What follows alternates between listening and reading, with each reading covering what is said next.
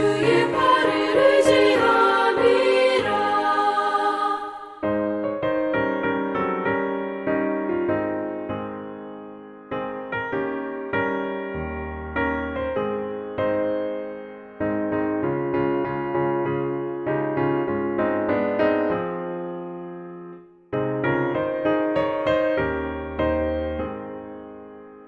나의 믿음이 연약해져도 미리 예비한 힘을 주시며 위태할 때도 안보하시는 주의 영원한 팔 의지해 주의 영원하신 팔 함께 하사 항상 나를 붙드시니 어느 곳에 가든지 요동하지 않음은 주의 팔을 의지함이라. 능지 못한 것 주께 없으니 나의 일생을 주께 맡기면 나의 모든 짐 대신 지시는 주의 영원한 팔 의지해 주의 영원하신 팔 함께 하사 항상 나를 붙드시니 어느 곳에 가든지 요동하지 않음은 주의 팔을 의지함이라.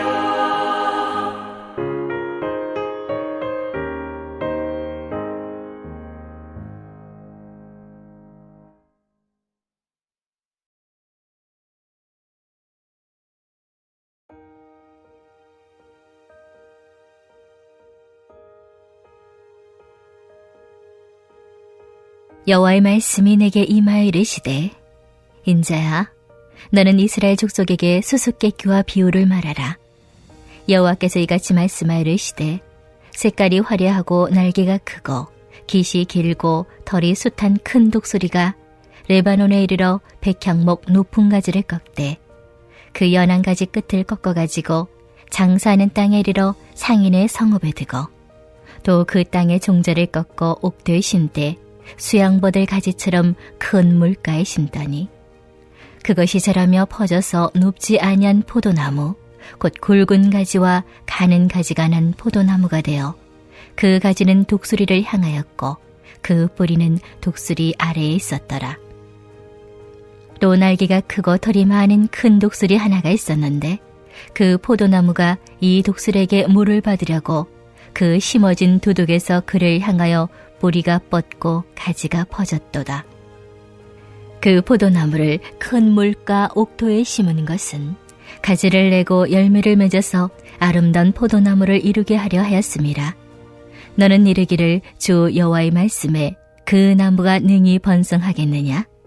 이 독수리가 어찌 그 뿌리를 빼고 열매를 따며 그 나무가 시들게 하지 아니하겠으며 그 연한 잎사귀가 마르게 하지 아니하겠느냐?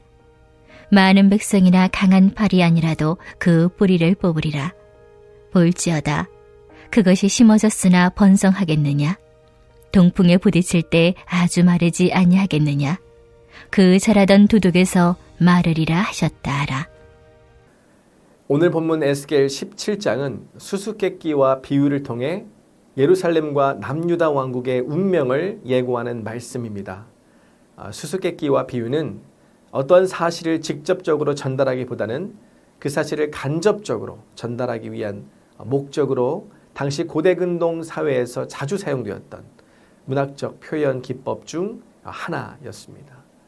다만 간접적으로 전달하기에 들었을 때 단번에 이해하기가 대체로 어렵다는 점이 흠이라면 흠이지만 그 뜻을 명확히 이해한 이후에는 쉽게 잊어버리지 않는다는 점에서 수수께끼와 비유는 예나 지금이나 내용 전달에 있어 여전히 사람들에 의해 자주 사용되고 있는 표현 기법이지요.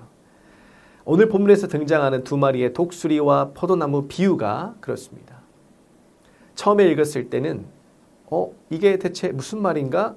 과연 무슨 말을 하고 싶은 걸까? 라고 하는 생각을 갖게 하죠. 여러분도 본문을 읽으면서 그러셨을 것 같습니다.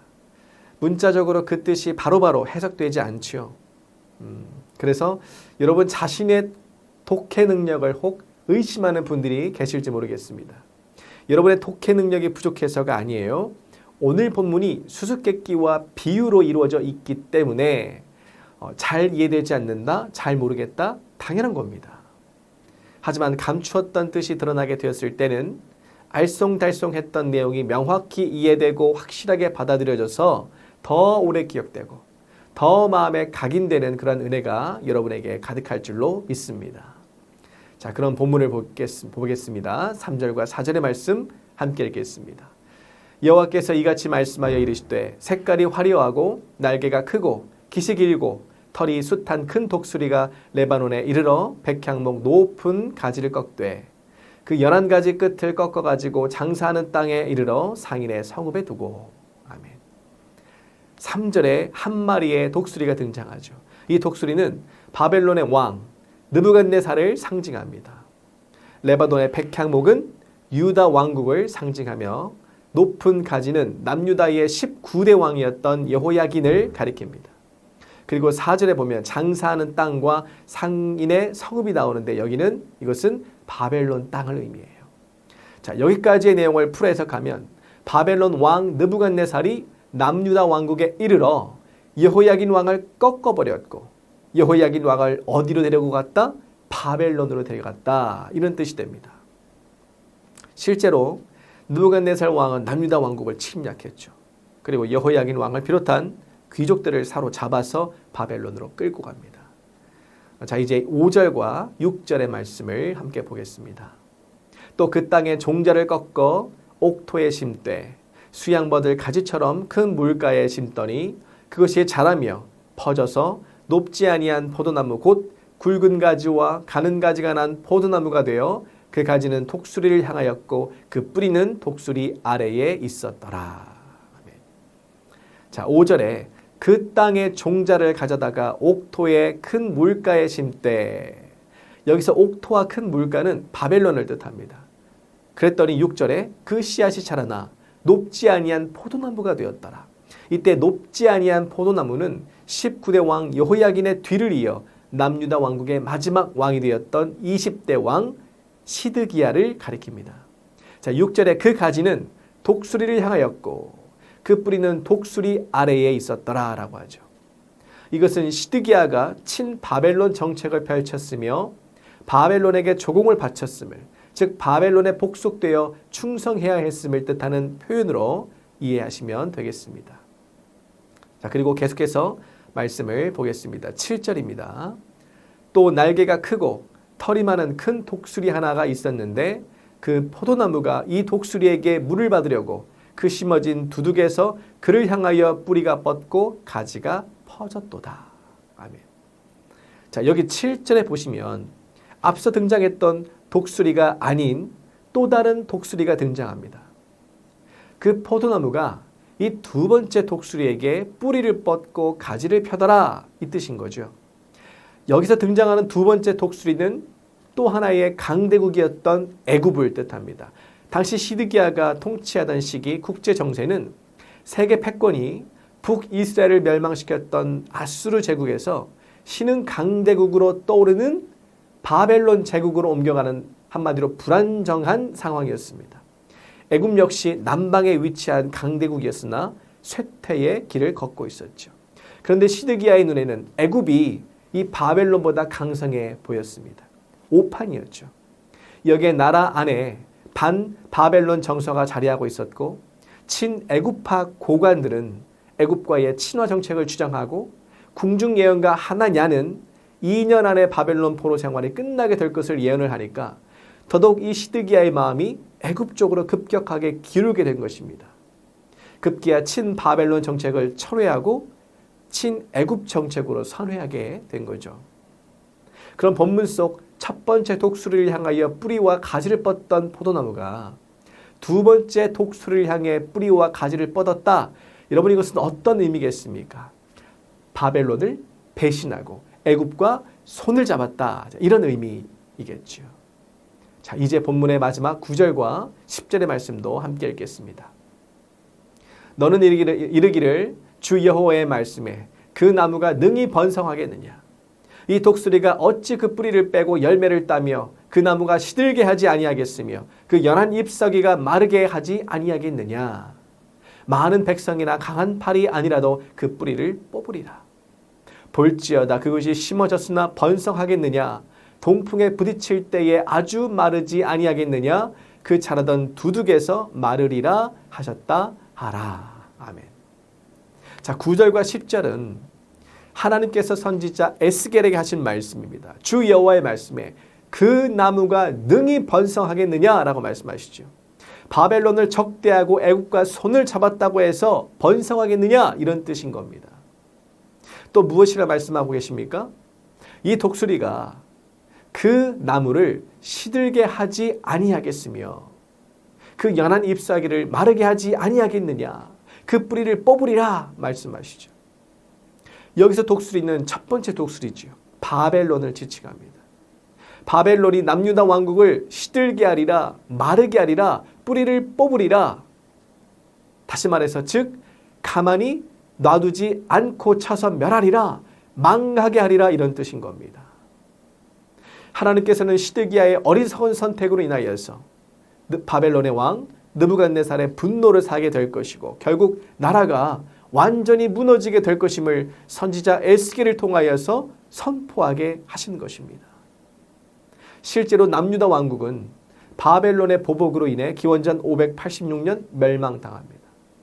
그리고 시드기야는 눈이 뽑히고 바벨론으로 끌려가나 죽는 비극적 최후를 맞이하게 되죠.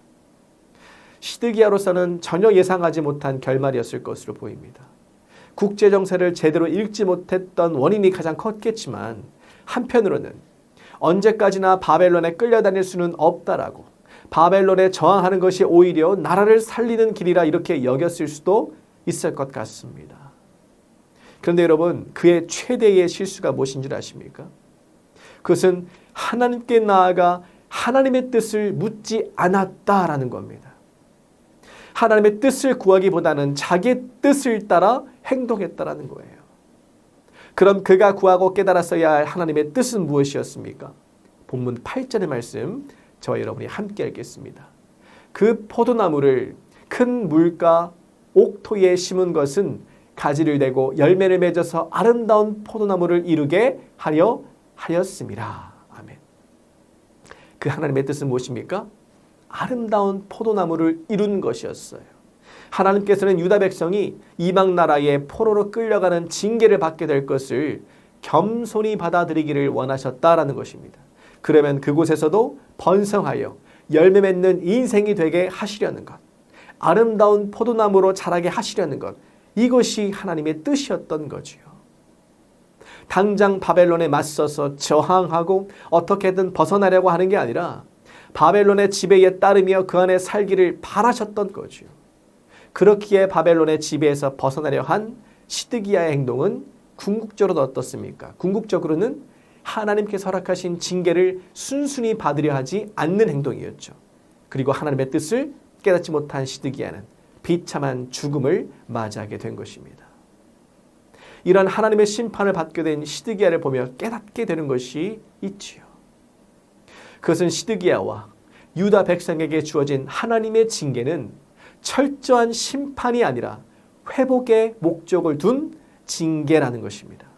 다시 말해 고통받게 하고 괴롭게 하는 데 목적을 둔 징계가 아니라 그 징계를 통해서 다시 일으켜 세우려는 데 목적을 둔 징계다라는 것입니다.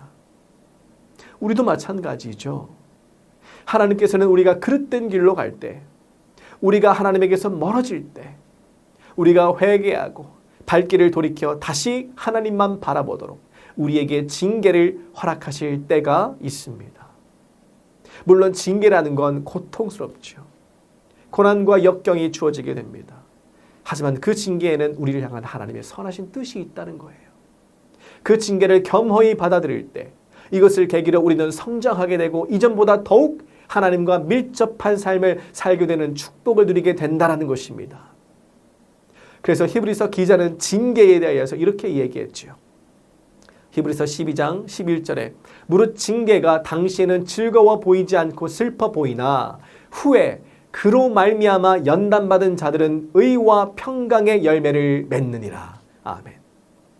징계가 당시에는 당장은 즐겁지 않고 괴롭게 다가오지만 나중에는 어떻습니까? 그로 인해 의와 평강의 열매를 맺게 한다는 거예요. 여러분 믿으십니까? 이것이 하나님께서 우리에게 주시는 징계의 궁극적 목적이다라는 것이죠. 그 하나님의 징계는 고난이라는 이름으로 우리를 찾아옵니다. 여러분 중에는 그 고난 중에서 잠시 벗어난 분들도 계시겠고 벗어났다라고 생각했는데 다시 고난에 맞닥뜨린 분들도 계실 줄 압니다. 그럴 때면 우리의 마음에는 하나님을 향한 원망이 생겨나죠. 왜 나에게 이런 시련을 허락하셨느냐라고. 헝클어졌던 삶이 최근에서야 풀려가는가 싶었는데 뒤죽박죽이었던 내 인생이 요즘에서야 정돈되는가 싶었는데 왜 또다시 감당하기 힘든 어려움을 주셨느냐며 이렇게 원망하고 싶어집니다. 그런 우리에게 오늘 본문은 우리에게 이렇게 약속하고 있는 거예요.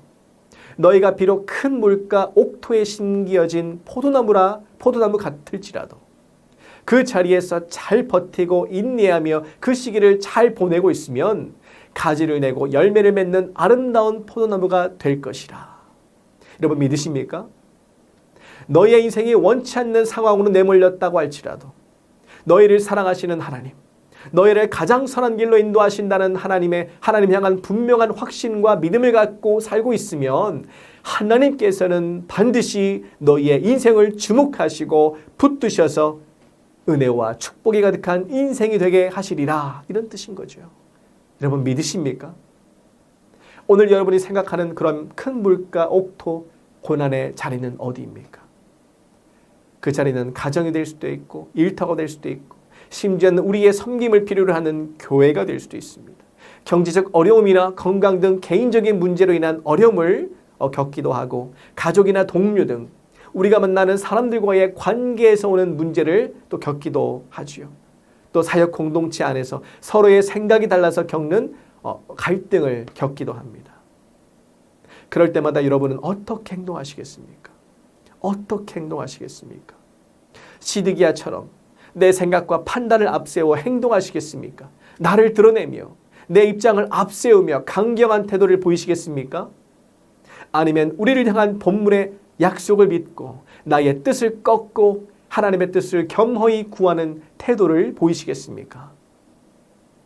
비록 이해할 수 없더라도 지금 당장은 즐겁지 않고 괴롭게 여겨질지라도 이것은 나를 회복시키려는 하나님의 사랑의 징계임을 여러분 믿으시고 기꺼이 연단받기를 소망하며 수용하시기를 바랍니다. 그런 성도의 인생을 하나님께서는 반드시 회복시키실 것이며 이를 통해 의와 평강의 열매를 가득 맺게 하실 줄 믿습니다. 이러한 은혜와 축복을 반드시 누리시는, 충만히 누리시는 모두가 되시기를 주님의 이름으로 간절히 축원합니다. 이 시간 말씀을 기억하시며 우리가 함께 힘을 모아 함께 기도하기를 원합니다. 먼저 기도할 것은 고난 중에도 하나님의 뜻을 겸허히 구하게 하시고 그로 인해 얻게 되는 영적 유익을 충만히 누리는 우리 모두가 되게 하옵소서. 두 번째로 진행 중인 캄보디아 의료 선교와 또 오늘부터 진행되는 청년부 수련회 가운데 매 순간 하나님의 은혜가 넘쳐서 풍성한 열매 맺게 하여 주옵소서. 그리고 마지막으로 세 번째, 새 성전 건축에 필요한 것들을 주님 채워주시고 공급해 주셔서 모든 일정이 막힘없이 순조롭게 진행되게 하옵소서. 이 기도의 제목을 붙들고 주의 이름 한번 부르시고 합심으로 기도하겠습니다.